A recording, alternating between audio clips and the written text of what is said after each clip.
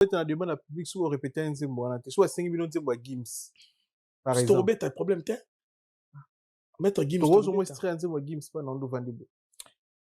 Nazana, moi, problème, moi, vous avez cassé, mais Naomi a coupé ça parce qu'il a travaillé avec moi trop.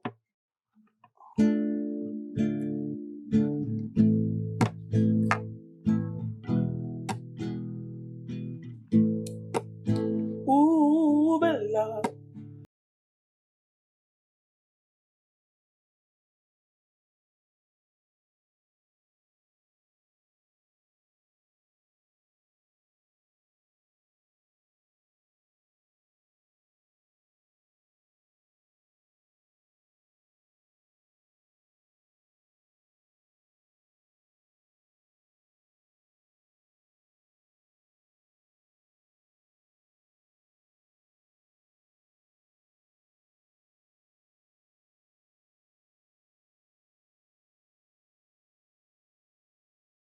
Elle n'était pas d'ici.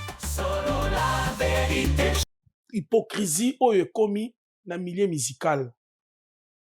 Parce que bah yaya nyonso o baza na succès. Bah yebi ke batu ba fingela bango batu. Kolongola mon côté, otika mon côté. Donc ba mekana nous ozo ba mesure ya ko pekisa batu wana. Parce que biso ba oyo pe toza batu. Toza pe na ba famille. Mais tant msou musala zo sala et comme sala soni ba mona yo ke non oyo koluba ke naza musicien ok ne pe na famille tant msou ya madame ba baka ba musicien ba fingaka a rosuka kaka ko finga batu na bango batindaka batu ba ko finga e komi ko leka lo la coste ko tient na 4e position na liste ba musicien à Congo soko tient mission de l'équipe ba musicien soit numéro 1 il y a numéro 2 numéro 3 la coste ko tient na 4e position Guy Lacoste. Que ce qui totali actuellement le kuta mabe quand makambo na otepso ya kufinga ka oyo ba makambo yo na makambo ba polémique ya actualité azali il y a l'actualité Lacoste parce que de temps en temps soko tala ki ndenge na monaka ndeko na biso afinga ka na Kinshasa masa na musée kindi musée ndeko na biso musée afinga ka pe kulutu wala les actualités kasi bongo tolobani biso na Congo tolobani. Parce que on a TV maintenant on a tout la coste aux placer la place ni lelo na makabo na ba réalisation lelo au la coste wapi na koti kangana lo bati bio la coste pour finir qui a za la sens ni na lobeli na sens je dirais kulu tunanga azali na la génération na bango aza na 3e place après nan hein après nan bana bali boso ya za sima banane. Ah, mi gagné manaboy polémique s'il te plaît. Ah, ça polémique. Bon, soit na l'émission a polémique. Quand on a la question. Bon, yo tu la course na 3e place na génération na bango. Bon, génération quand tu as génération ba héritier na katia. Te baza même génération. Ba yemba na héritier. Ko yemba eza koza même génération te. Génération c'est le rapport combien de temps? Génération rapport combien de temps? Héritier. Génération ça aura 2 ans, 3 ans. Génération ça aura plus de 20 ans. Héritier Azali. Plus de 10 ans, je m'excuse. Héritier Azali leki na bango ya suka. Coach héritier na suka no ngo chete. Oche la coste na 3e position, Guy Lacoste. Maintenant autant ba concert ebeti na poto, autant y a été. En fait, je dirais peut-être tant sous na Bosani. Biso pe to beta yi concert kulu tunanga pa beta yi concert na Maribel. Ya beta yi na Maribel concert ezalaki bien, je pense bien yo pozalaki au monaki au monaki qualité artistique au monaki musico et beta maki parce que to le bela beaucoup plus côté artistique au lieu de critique. Moi je préfère beaucoup plus côté personne n'est prêt. Personne n'était prêt effectivement. Voilà. Personne n'était prêt donc 5 dates d'affilée complètes dont 2 date le samedi, le jour même, 14h, 20h45. Donc, mission accomplie, c'est historique. Merci à tous, merci à tous les Congolais qui me soutiennent à travers le monde. Merci à tous les supporters à travers le monde. Le 16 et le 17 décembre 2026, la Défense Arena. On a déjà date, donc on va jouer une semaine complète. Je promets d'organiser quelque chose au Congo. Je vais m'organiser. Je ne donne pas encore de date précise, mais c'est promis. Mais Nini Okolo pour la GTM Yadajou pour les Congolais. Oh, c'est un message fort. C'est vrai qu'on n'a pas forcément ces rapports-là à se dire des je t'aime tous les jours, de collaborer, mais en tout cas, c'était très fort de la part de Dadju de dire ça devant des millions de téléspectateurs. Donc, Koffi Olomide est une légende. C'est certainement le plus grand artiste africain. Voilà. Gims, je t'aime. Merci. Solo la vérité, merci infiniment. Merci à mon père, Juna Janana, ici présent, qui est la source un peu de tout ça. Hein, c'est mon père. Dans une génération marquée par les larmes, les combats invisibles et les destinées prises en otage, Dieu n'a pas encore dit son dernier mot. Bruxelles, prépare-toi à vivre une invasion évangélique sans précédent avec le révérend pasteur Placide de Jésus. Dieu a vu la souffrance de son peuple et a décidé de changer son histoire. Dans le cadre de la vision mondiale et l'évangile du Christ dans les nations, le pasteur missionnaire Placide de Jésus organise 2 jours de convention en collaboration avec l'église au corps du Christ de Belgique. Sous le thème « Dieu, change mon histoire », tu travailles sans voir les fruits. Les combats se répètent. Voici venu le temps de la restauration. Une seule date, le samedi 6 juin à partir de 15h et le dimanche 7 juin à partir de 16h. Un seul lieu, Bruxelles, avenue du Marly 15, 1120 Bruxelles. Viens vivre le changement et poser les dépositions avec le pasteur Placide de Jésus, accompagné d'une garnison d'hommes points parmi lesquels le pasteur Carlos Mbouyama, le docteur Israël, le pasteur Hugues Blaise Ferret de l'Allemagne, le pasteur évangéliste Marc Makiese, le pasteur Wendy Wenzel du Pays-Bas, avec une surprise inouïe, un homme porteur de la présence de Dieu par l'adoration, la légende de la musique chrétienne, le pasteur Franck Mouladia du groupe Écho d'adoration. Au fond de moi, Béon. Serviteur de Dieu, homme d'affaires, chrétien et chrétienne, cet événement est le vôtre. Venez expérimenter ce Dieu qui change les histoires que les hommes avaient déjà détruites.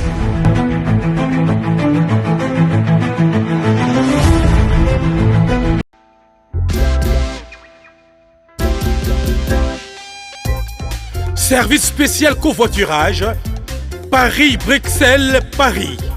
Voyagez confortablement de Paris à Bruxelles et vice-versa de Bruxelles à Paris dans de meilleures conditions. Jimmy Chimanga, porte de la Chapelle. Contactez le service covoiturage Jimmy Chimanga, Paris, porte de la Chapelle. Composez vite.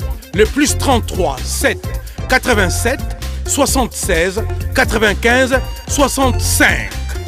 Pour toutes vos démarches, afin d'obtenir le passeport Yabanamboka à Bruxelles, dans un délai raisonnable, confiez-vous à Jimmy Chimanga, porte de la Chapelle.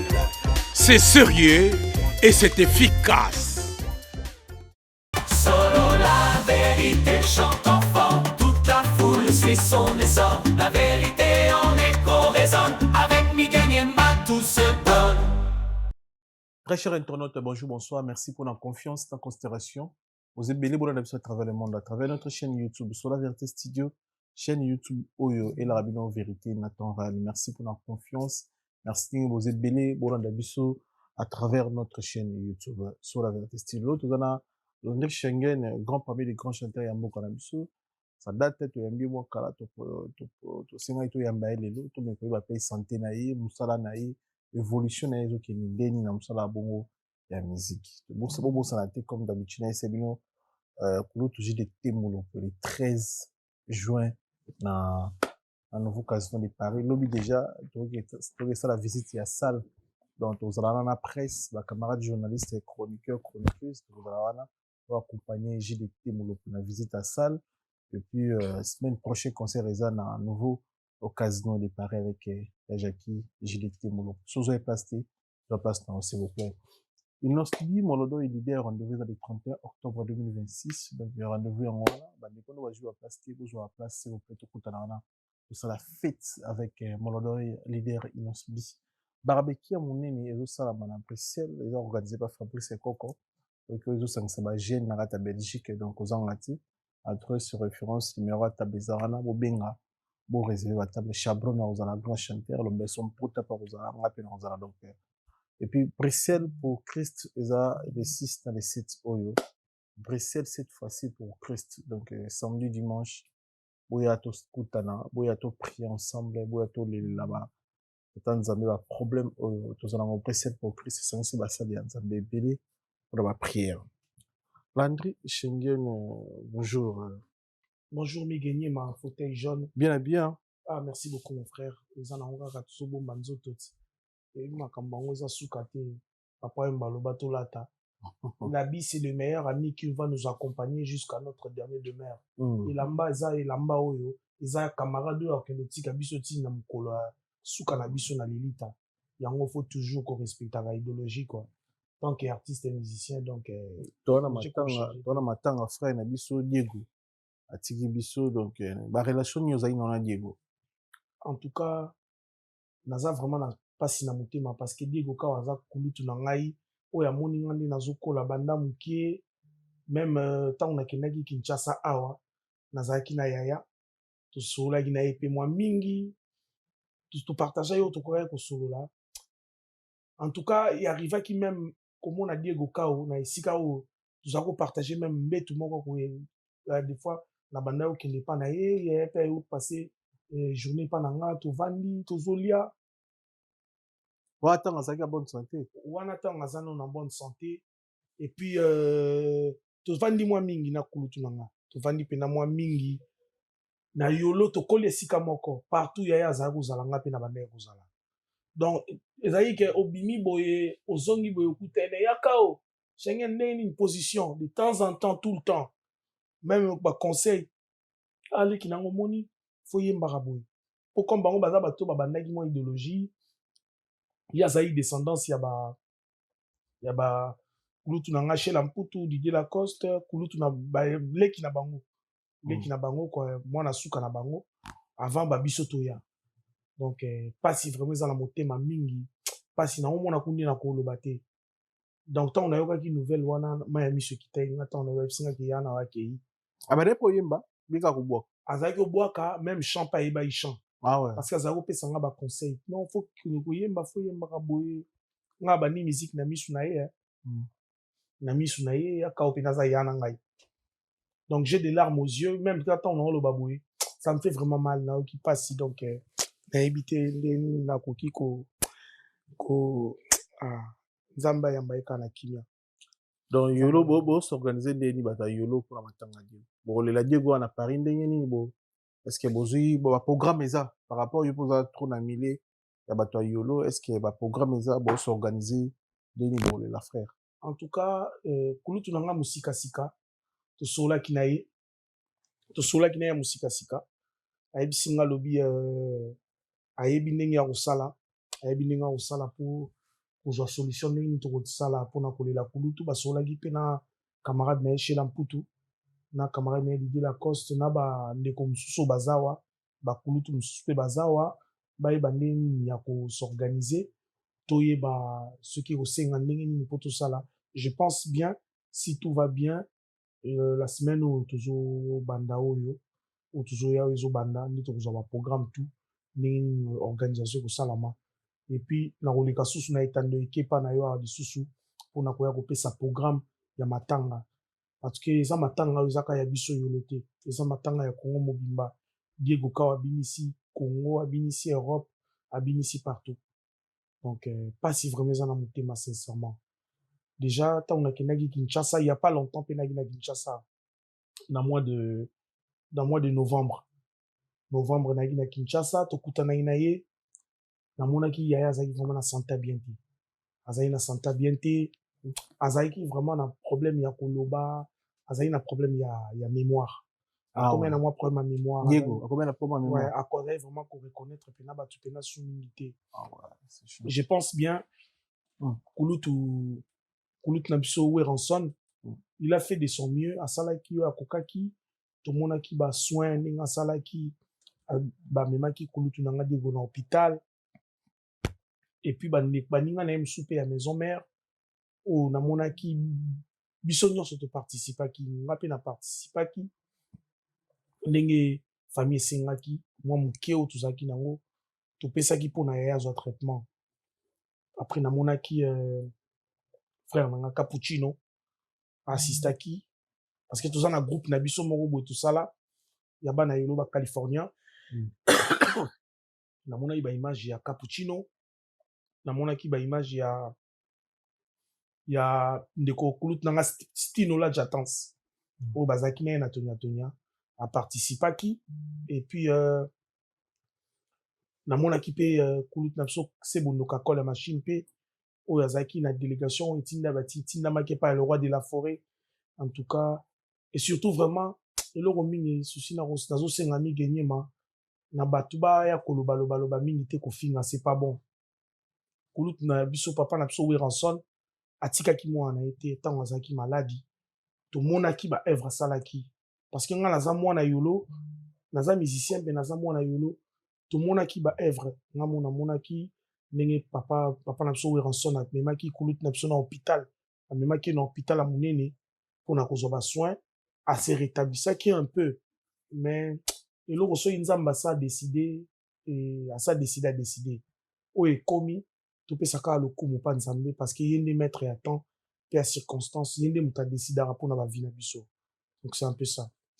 Très bien, très bien, très bien. Que son âme repose en paix, Diego Kao. Donc, courage na famille. Et puis, na yolo tout, master, ba frère na ye. Et puis, la confiance na wenge, le deux wenge, tourner na maison. Donc, yo tout comme na niveau ni ma projet.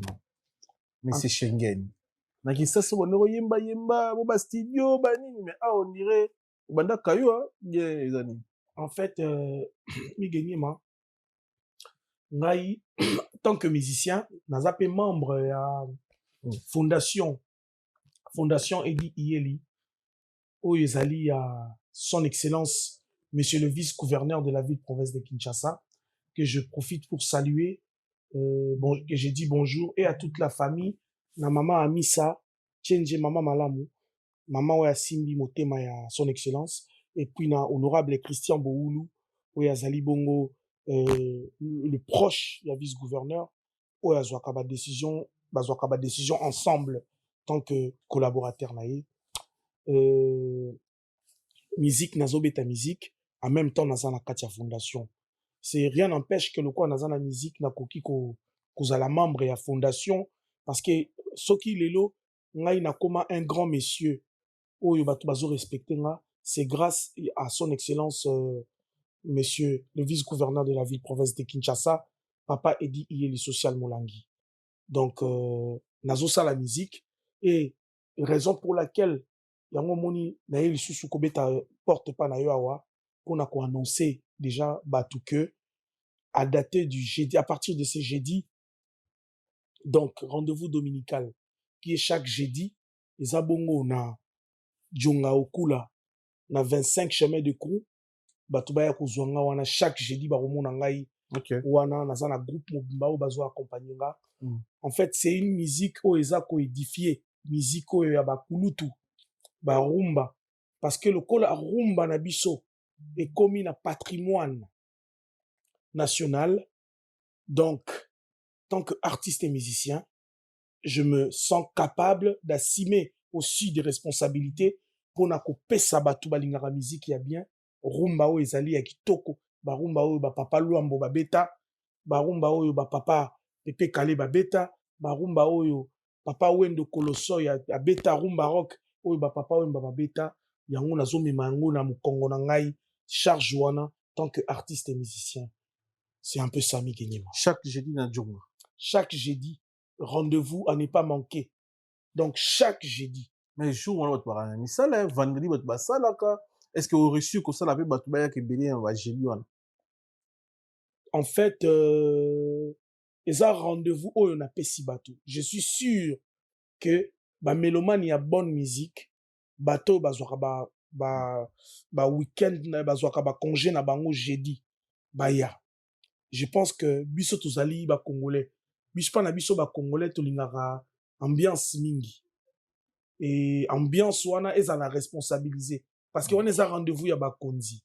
Rendez-vous ya bakonzi. Parce que mon kondi, en fait, j'ai pas dit bakonzi, mais j'ai dit pour le responsable parce que ça na bato mosusu balingaka ambiance te samedi mpo bakosangana ndenge mpe nga nayebeli yo Migenyema oza moto oyo ntango namonaka bato bakendaka baambiance baweekend namonaka yo te me namonaka yo baplace oyo ya barare place moko boye mercredi omoni Migenyema cela veut dire que oza moto ozalaka un peu discret donc jeudi eza rendez-vous ya bato bazalaka discret donc nabengi bana Paris bana Belgique bana Allemagne bana Hollande bana Autriche bana Angleterre donc c'est le rendez-vous de rares personnes donc chaque jeudi chez Djenga Okula à partir de 21h tout démarrer plus tard minuit au Kati.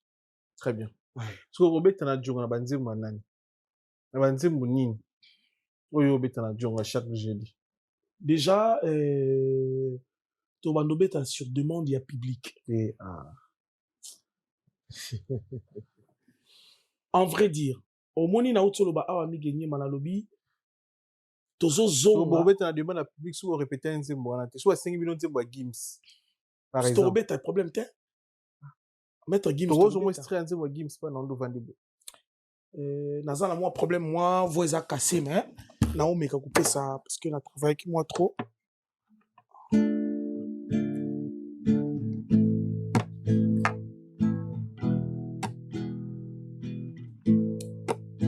Ouh bella ouh bella ouh ouh elle répondait ton nom de bella.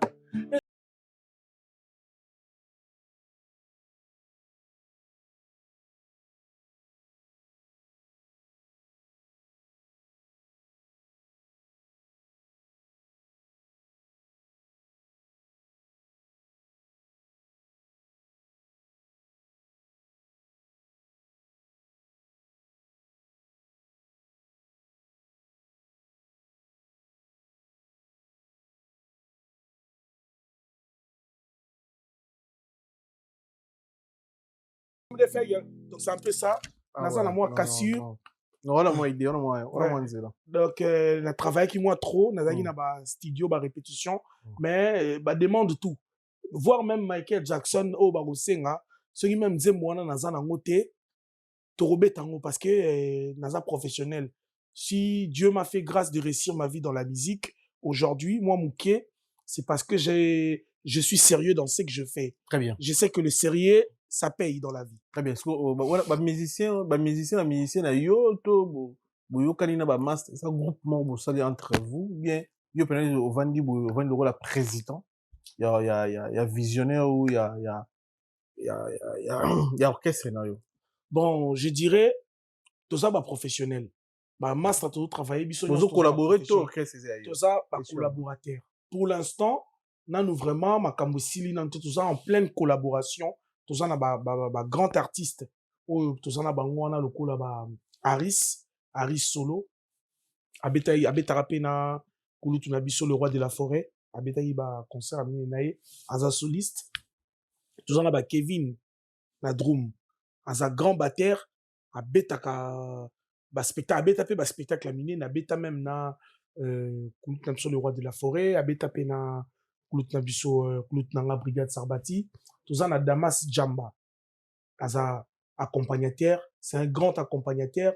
Abeta presque na batu mingi amine na beta dernièrement na frère nanga déplique bazaki na émission pas na France 24. Tout ça na artiste bazaibele ou baza ba professionnel. Donc c'est l'affaire de professionnel. Je pense que bato yo bakozwa courage ya koya jeudi pour ba ko assister biso ba ozala décité. Donc, c'est le professionnalisme. C'est pour cela que nous avons lancé un message pour te zamboka stress. Papa, maman, au moni vous a stressé, aux yeux maman boye kobi na rumba. Parce que tu as même ba rumba ba grand calé. Tu as même ba rumba ya grand maître Franco Luambo Makiadi. Ba ozo ba biloko ba papa taboulay. Parce que on est un rendez-vous beaucoup plus pour na ko zongi sabatu na ba ancien succès. Ba papa ou ba zalaka on a ba maman ba se retrouver. Parce que ba dans la place ba se retrouver raté. Et voilà maintenant, musique siko ya ba jeune na le poso ba papa mikolo. C'est un peu ça. Comment groupe ezani? Pour l'instant, ils ont association de professionnels. Comment on a Association des professionnels. J'ai dit choc, association des professionnels. Et bandara Ernie Tierni. Tozo banda 21h pile to bandi, plus tard minuit to kati. Ah ouais. Donc plus tard minuit to kati. Net j'ai dû outia ki oleka, to zalaki, to betaki to kataki pe minuit, les zalaki vraiment bien, ba papa bazalaki. Donc boba dans 21h hein. 21h pile. Naza de alikula podium to bandi, plus tard minuit to kati. Ah très bien. Ouais, plus tard minuit to kati pour batumsu bakenda ba misala vendredi pour bakende musala. Très bien, ça idée madame. Bon, côté ba projet ba single, ba nzembu, ils ont les gandés. Vous en a projet, vous en a idée, vous en a projet en cours. Ouais, naza vraiment na ba projet. Oh na ya dernièrement na ya kapa na yo ko annoncer ba projet mon nazaki nango et nazaki moi ba kokoso parce que ndeko o tozaki ko sa na featuring depuis Pomba Nuance azaki na moi ba déplacement azaki ça la ba tournée na Afrique et puis là maintenant je pense qu'Aza basé si tout va bien to aussi ça déjà projet moko il fallait tout ça la naie ya rumba moko pour nana lancer yango je pense bien pour na zala lokutate de plus tard début septembre nako lancer déjà single wana en même temps toujours préparé pe générique moko on a zo salango déjà et puis la featuring moko na salina kulutu nanga brigadier Sarbati ou ekobima pe bientôt là ils en a kati ya album naie elle a tout détruit ba ozwango calamité et ça to beti yango na ba style ba koto Biorano sur ma chaîne YouTube dans les a déjà ou il faut créer.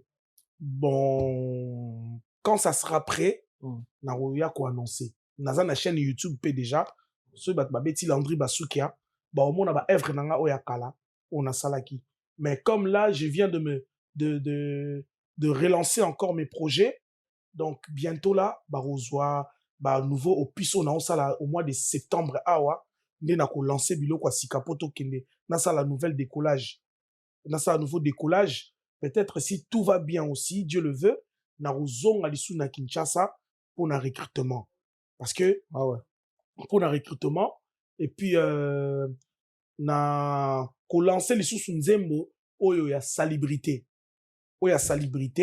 wana ezo bimakala mingi te pour na ko pesa bande ko na biso Kinshasa matoi migenyema je tiens à signaler que biso ba congolais tolingaka mingi kolobaki ça c'est bonga Kinshasa c'est bonga il y a pas longtemps na hôtel Kinshasa ennemi ya congolais to azaka kayimo congolais batu bazo condamner ville province ya Kinshasa et comme salité mais soko kiti exemple kiti na Lemba to na Yolo to na Bandal to na Mbinza o mona muto abimi na kati ya lupango na ye abimi na sachet à poubelle boy na mema ki to kendaki na madame na ngai c'était la première fois na me akoma Kinshasa azomona muto abimi na kati ya ndako na ye na sac à poubelle aye ko bwaka ngo na balabala imaginez sikoyo mboka ngo ekobonga ndenge nini kaka bakonzi mabe donc cela veut dire que il faut peuple congolais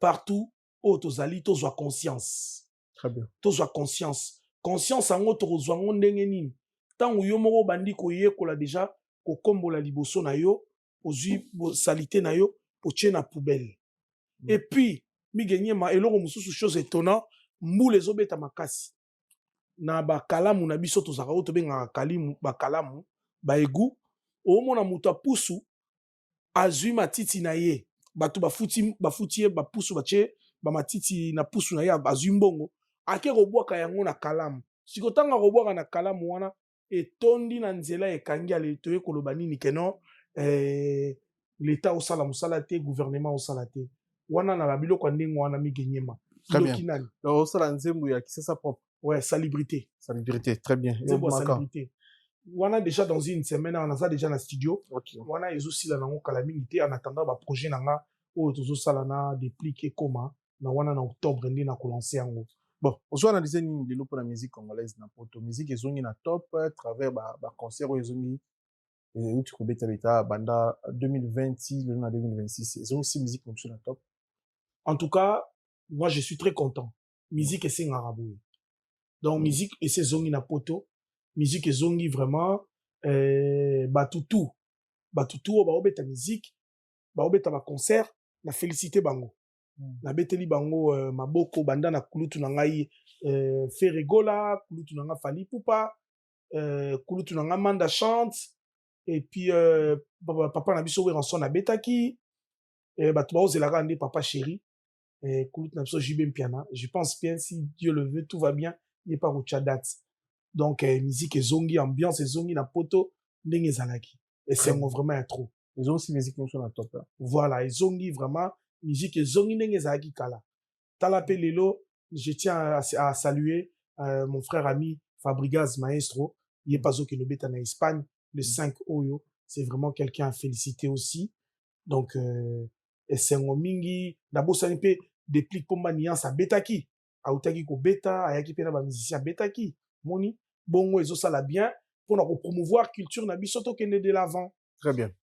Et là on y a regretté la musique na biso ni yo salo passe yo regretter le roi mi gagner ma regret na ngai na musique na biso biso toza ba bantu toza batu oyo toza tambola na limemi ape na respect toza ndenge mona mindele te eloko passe eza kaka kofingana donc kofingana ekomi mingi kofingana vraiment ekomi mingi migenyema kofingana ngo ekomi pa ba musicien to kofingana eza pa na bino kofingana eza entre les musiciens to kofingana eza numéro expliquer biso kofingana ekomi epa ya ba staff ya ba musicien parce que moi je dirais une chose hypocrisie oyo ekomi na milieu musical parce que ba yaya nyonso oyo baza na succès ba yebi ke bato bafingelaka bango bato kolongola moko te kotika moko te donc bameka nanu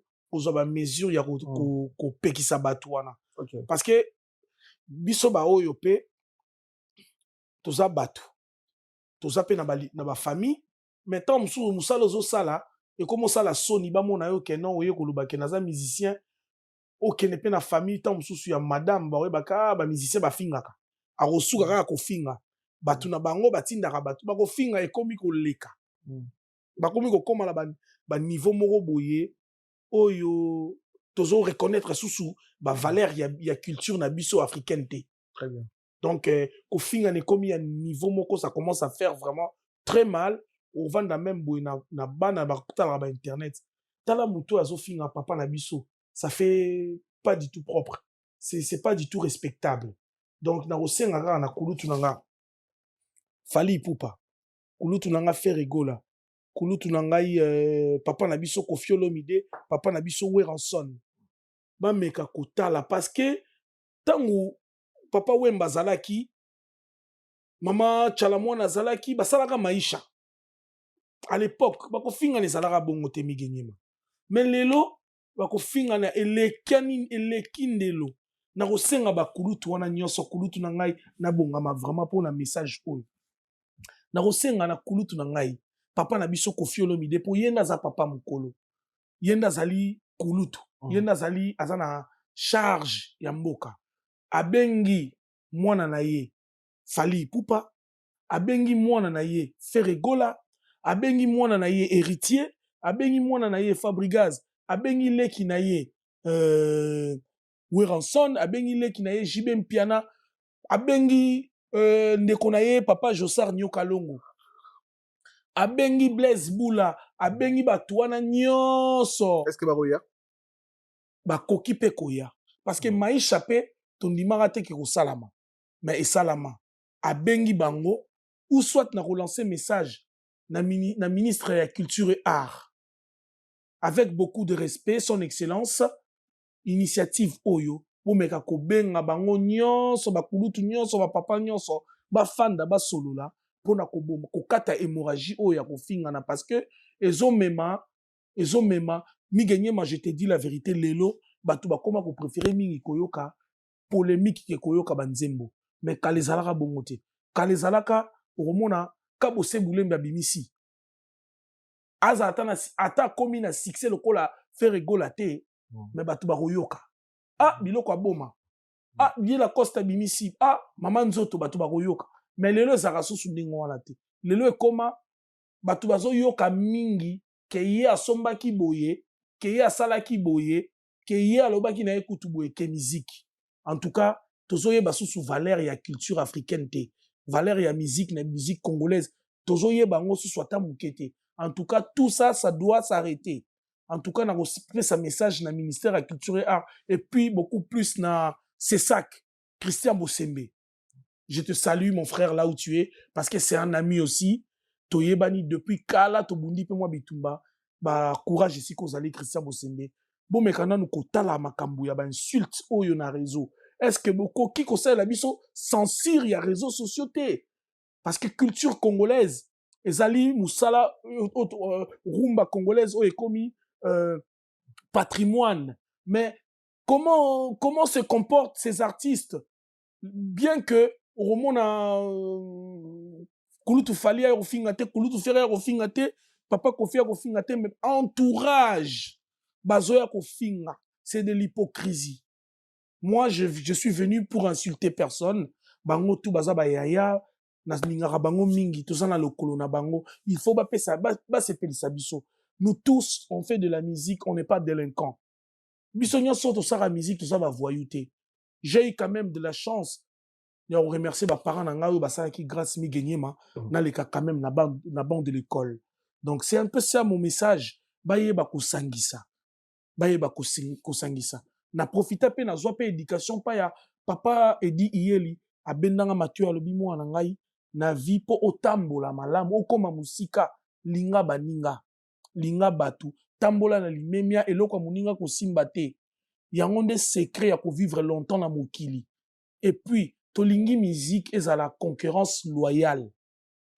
Est à la loyale parce que ce qui musique est commis concurrence na ba œuvre au romona que culture okende de l'avant que na ko finga na ko swana. C'est un peu ça le message Begini. Merci beaucoup pour la première partie émission Nabiso. Merci Manekoto pour la Nabiso. Son excellence c'est Guido Nombo le grand baleine mbote mingi na boss dit David Manga ya motema fanetis champion kiff maboko mabe assas na maboko mbote belé champion kiff mbote belé na yo kulutu mbote belé na boss Doudou Kinkela mbote belé 12-12 mbote belé na ya papi matalatala mastos miroir d'Angola d'Acosta patron champion kiff sans défaite maboko mabe masasi na maboko Mama Fidouatine Samba, moi aussi, Dr Samba, Mbote Mingi, Mbote na Baena, colonisateur de la SAP, Mbote Mama Sylvie Baena, Mbote Mingi na Fabrice na Samba, Radio Mota English, pas d'appel à Banglais, Mbote Maya Mama Yolande,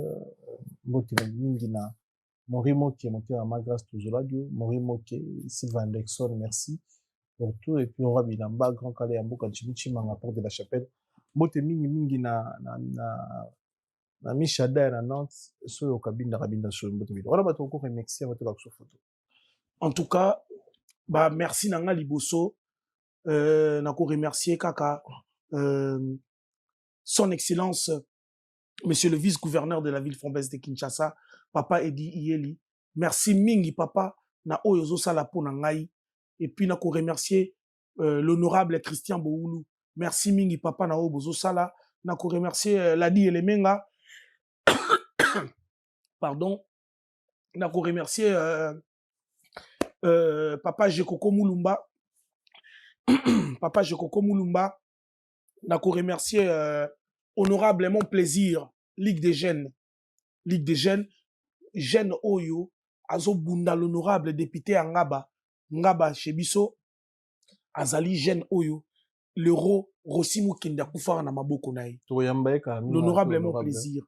Et puis na honorable Kafuti Changu Yabiso. Honorable Kafuti Changu. Et puis na ko remercier le cœur de l'homme. Mama Amisa Tchenje, motema ya papa Edi Iyeli. Mama ya bana, mama ya mbaka batu nyonso. Nzambe abomba bino, abatela bino. C'est un peu ça. Très bien. Guilin, photo, s'il te plaît, puis on se trouve juste après photo. Photo Bimila. Ah ouais. Ouais, photo. Nino Linga, pas l'idée Lacoste. Nalingaka motivation et puis discipline. Aujourd'hui, il n'y a pas d'idée Lacoste. Et pas d'idée Lacoste.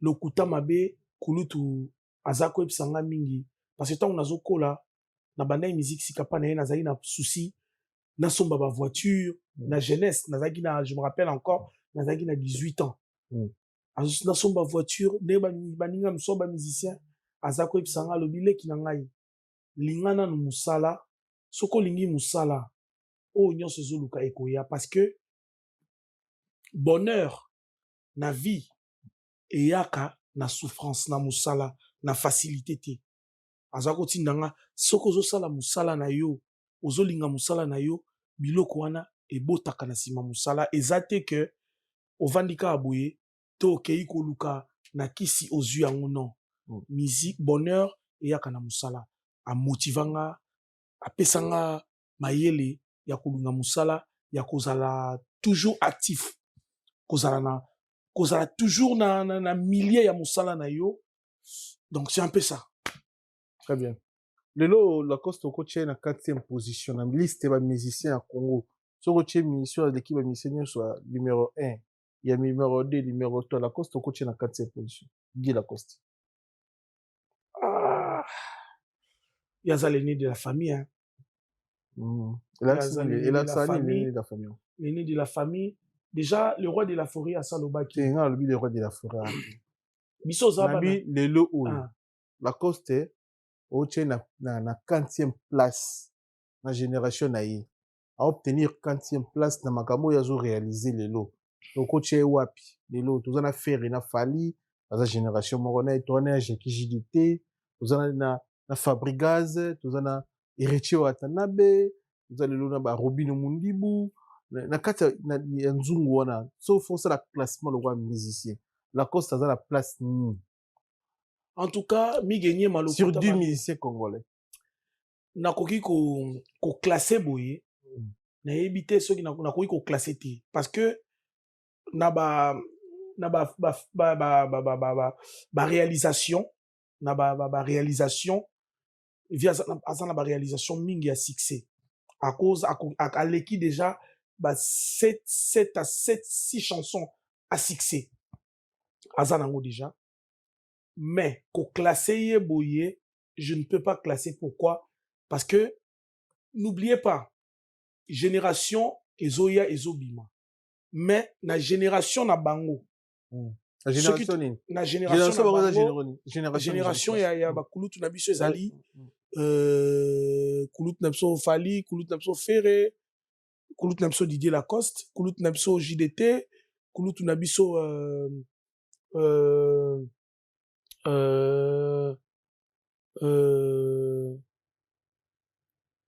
Kabose kulutu nangana nisusu wana kote ya ba chanteur Gibson Butukondolo ouais tokotia to chepe kulutu nangso Gibson Butukondolo et puis parce que ceux qui totali actuellement le kuta mabe quand makambo na otepso ya kufinga ka oyo ba makambo yo na makambo ba polémique il y a actualité azali. Il y a l'actualité Lacoste. Parce que de temps en temps, soko tala ki ndenge na monaka ndeko na biso afinga rabat na Kinshasa. Masa na musée Kindi. Musée ndeko na biso musée. Afinga rapé kulutu. Wala les actualités. Kasi bongo tolobani. Biso na Congo tolobani. Parce que on tema bien oui on a TV mais tama musoloba. Ngala tunyo Lacoste ozo placer na place nini lelo. Na makabo na ba réalisation lelo ocha Lacoste wapi na okoti kangana lobati yo Lacoste pour finga ki aza na na sens ni na lobeli na sens ni na lobeli na sens dans musée faut finga ni ba artiste et puis c'est pas actualité yango nazo lobate actualité na kati ya musique ezani ko finga actualité ezaka kate ko bimisa nzembo actualité ezaka kate ko se produire clash p ça fait partie na actualité artiste. Même na États-Unis, au monde baloba kosomba même elamba musicien, soka ke osomba elamba balobeli yango eza actualité. Tout le monde a même exemple, na pesi exemple ya Floyd Mayweather. Mayweather ya boxeur américain wana. Aza pe star, aza artiste boxeur. Ako ke l'état mususu na magasin, aki asombi ta mususu to ba azu problème na justice. Balobeli yango eza actualité. Eza ba actualité. Yepe kulutu nanga Didier Lacoste bami vague wana ya kofinga naka azan actualité bien que nano abimisi album te po bato te auto bimisa ba nzembo te nanu te abimisi nzembo moko o nazolanda a malin malin yango ndeza à l'actualité à malin malin côté à malin malin nzembo tu bimisa ouais à malin malin amso la neni et uto bima il y a même pas 2 mois même pas 2 mois moi extrait kaka parce qu'il naza moi première voix bon continue mwana bokola ka papa te kasi asunga kaye omoni comprendre pasi ya sango esengo ya papa zoba ndenga yo po nazalaka gentil Didier mwana mama nsele ozomona en tout cas na conseiller pe bato bayoka ngo eza nzembo apesi conseil eza nzembo moko kitoko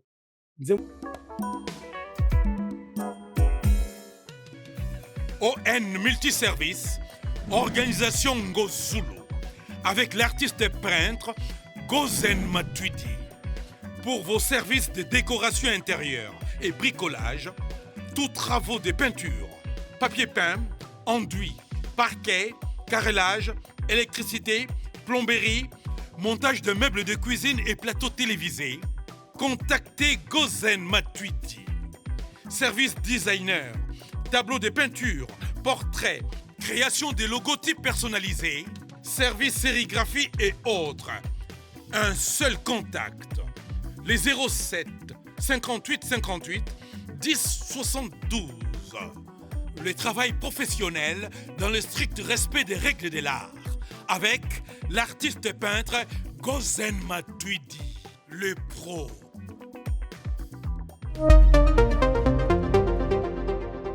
Quand la vision rencontre le béton des rêves devient réalité. Bienvenue chez Thierry Bouddha Construction TBC, votre partenaire de confiance pour tous vos projets de construction, maçonnerie, architecture, construction des ouvrages de génie civil, carrelage et bien plus encore. Dans les domaines de construction expérimentés, TBC allié savoir-faire, précision et qualité pour bâtir l'avenir avec vous. Avec une équipe expérimentée et des réalisations solides, TBC vous garantit des outils durables et modernes à la hauteur de vos ambitions. Nous sommes au numéro 38, avenue de la Victoire, commune de Calamon, quartier Matongé, référence Bibi Play. Pour tout contact, appelez-nous au plus 32 466 249 007 plus 243 811 946 038. TBC, l'excellence prend forme entre nos mains.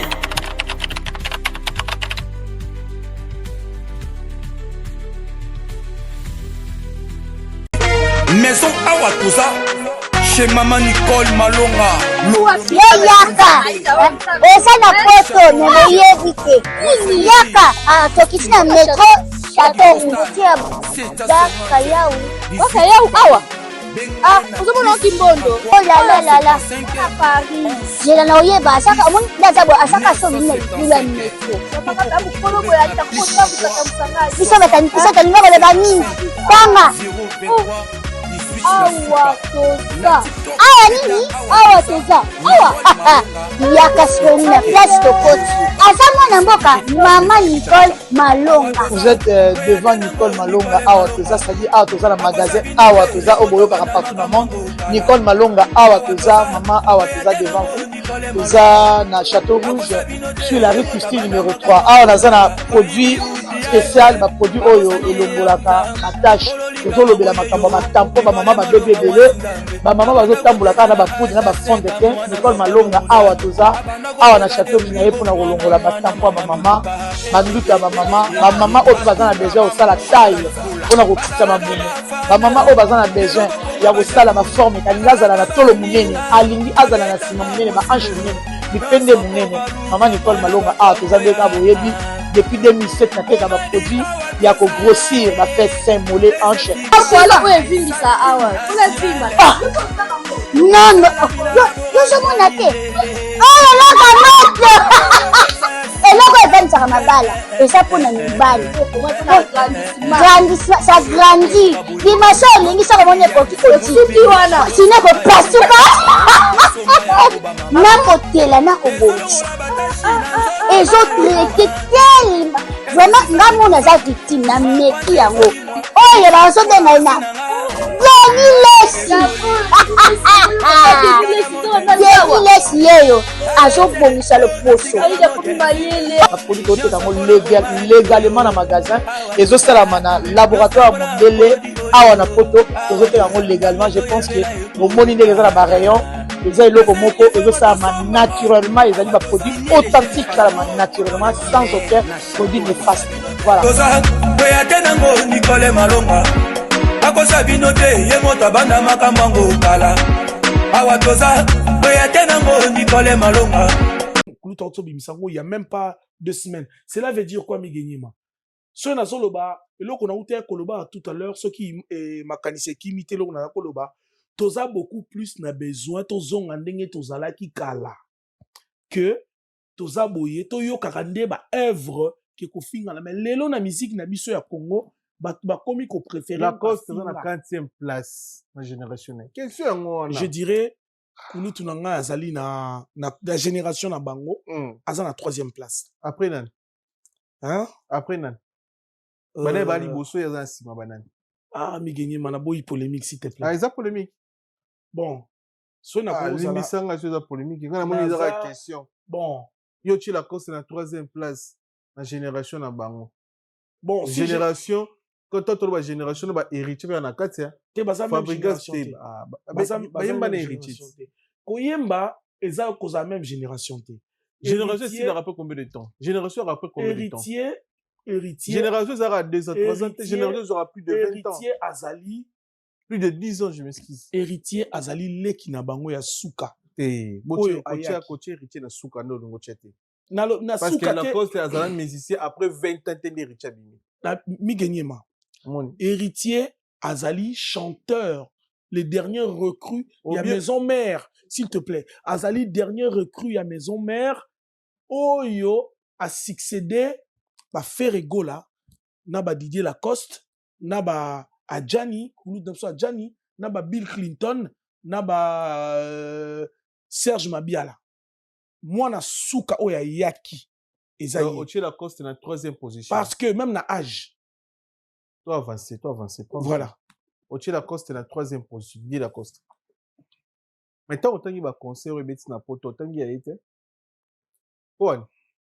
En fait, je dirais peut-être tant sous na Bossani, biso pe to betaï concert, kulu tu n'anga pas betaï concert na Maribel. Ya betaï na Maribel, concert ezaki bien, je pense bien yo pozalaki, au monaki, au monaki qualité artistique, au monaki musico et betamaki. Parce que tout le bel a beaucoup plus côté artistique au lieu des critiques. Moi, je préfère beaucoup plus côté artistique au lieu des critiques. Je sais que le monde d'aujourd'hui, monde alelo bazo évoluer na polémique bazo linga kofinga mais c'est pas ça so comparaison il faut à la loyale comparaison faut à la artistiquement que na ba vie privée que na ba ko critiquer ça ko critiquer makambo etali ya vie ya mutu.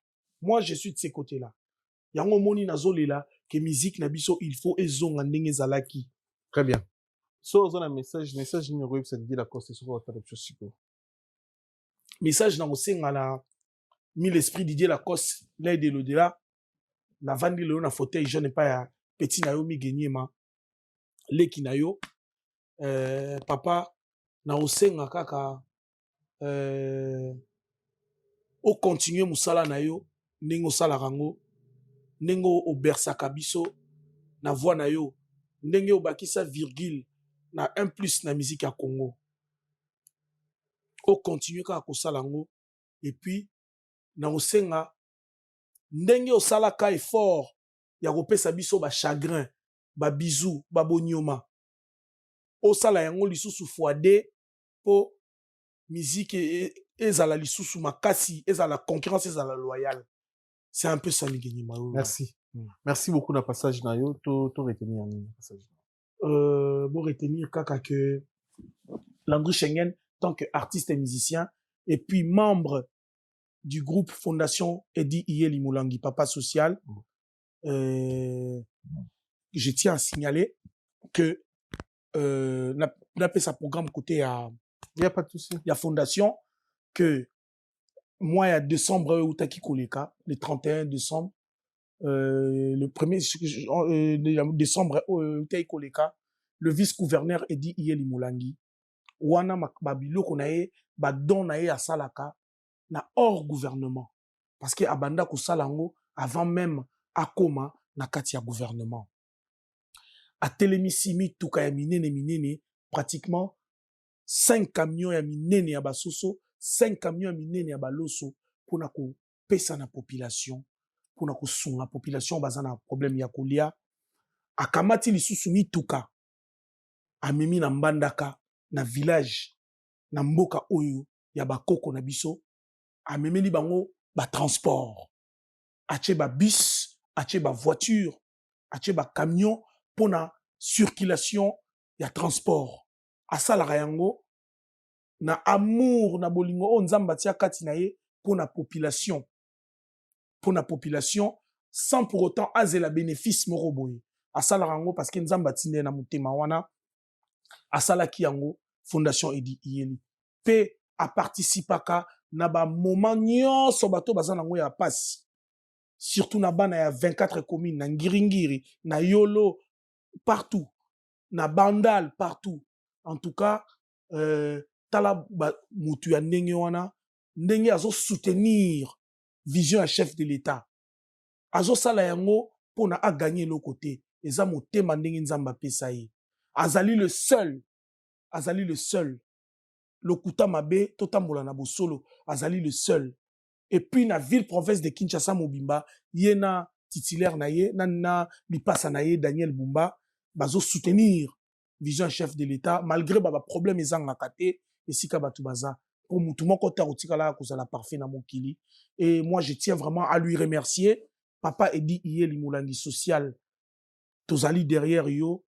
Et puis na senga kaka na papa na biso lokola tant que moi na mboka président na biso Félix Tshisekedi Antoine Mukontombolo Fachi Beton tozali vraiment na bosenga na yo tozala na posa na yo papa nzamba pesa yo makasi apesa ona na makasi et puis na robosa na temi genyema na président national papa Jean-Pierre Bemba Gombo ya mama Liliane et puis na Jonathan Bemba papa Jean Tala lelo papa Bemba ye aéroport tala aéroport ya Kinshasa migenye manauta ki Kinshasa aéroport na biso ya Njili différence tena ba aéroport mususu ya poto papa Jean-Pierre Bemba Gombo merci mingi président national tozana simana yo biso bana na yo et puis azali le seul tangu nungu ekotaki na mboka atambola ki bisika nyonso pona koluka ba jeune pona ba telema to bunda pona ekolo lelo mboka na biso Congo ezongi na maboko bana mboka ezongi na maboko na biso en tout cas papa bolembate je sais que nous savons que c'est pas facile papa Edi Iyeli papa Jean-Pierre Bemba Gombo bolembate papa Christian Boulu bobunda nzamba pesa bino makasi jusqu'à ce que tokokoma pe tokolonga pe tosi tolongi déjà et puis na ko remercier batu nyonso ba soutenir ngai na remercier le sénateur Platini Loueto et puis na papa Jekoko Mulumba na moni lisusu honorablement plaisir Ligue des jeunes MLC Viva toujours fort et puis na ko sanate l'honorable Kafuti et puis na ko sanate Migenyema le questeur de l'Assemblée provinciale le joker Sokat Mubengai en tout cas lelo c'est moi mingi parce que Congo ezongi na maboko ba congolais mboka na biso ezongi na maboko na biso nzambo azwa lokumu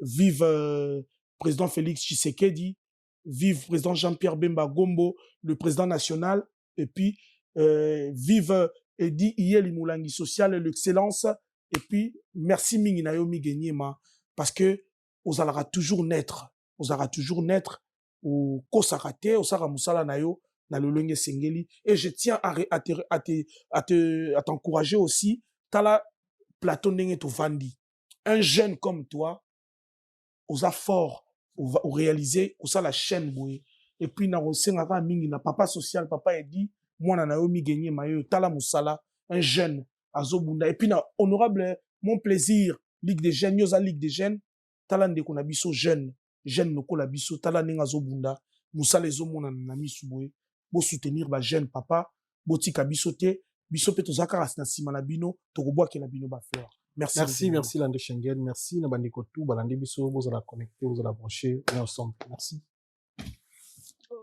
Solo la vérité chante enfant, toute la foule suit son essor. La vérité en écho résonne, avec Miguel Niema tout se donne.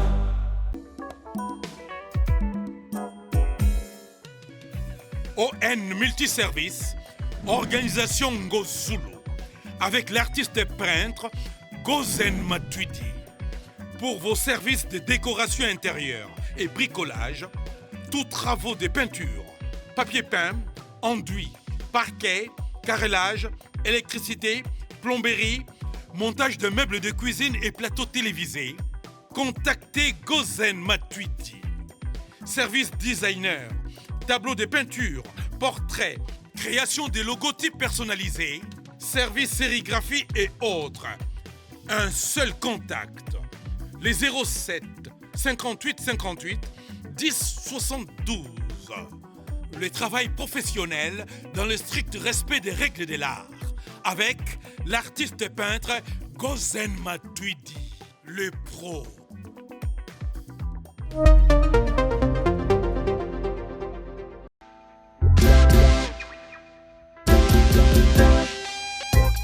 Service spécial covoiturage, Paris-Bruxelles-Paris. Voyagez confortablement de Paris à Bruxelles et vice-versa de Bruxelles à Paris dans de meilleures conditions. Jimmy Chimanga, porte de la Chapelle. Contactez le service covoiturage Jimmy Chimanga, Paris, porte de la Chapelle. Composez vite. Le plus 33 7 87 76 95 65.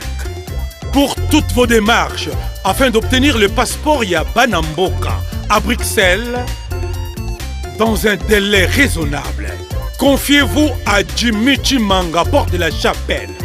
C'est sérieux et c'est efficace.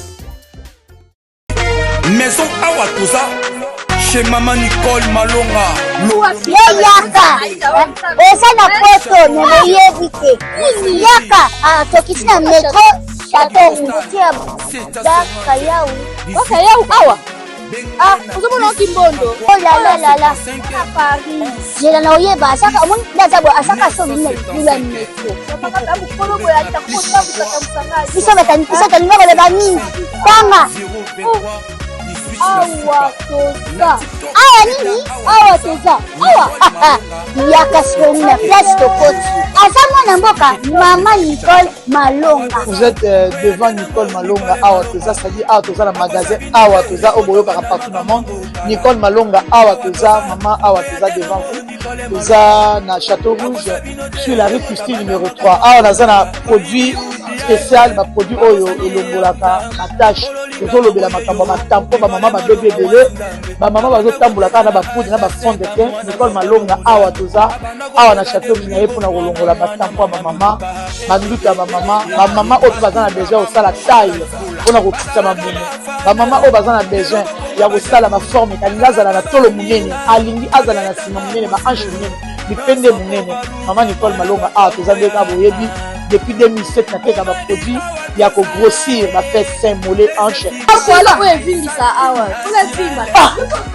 Non non. Yo je m'en atte. Oh là là. Eloko evanisa mabala. Esa pona mibali. Grandissement, ça grandit. Dimension lingi ça comme on est petit petit wana. Sinon ko pasuka.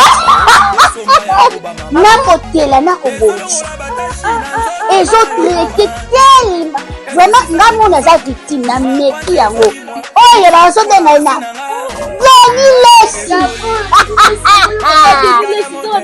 Lesi yeyo azobongisa le poso.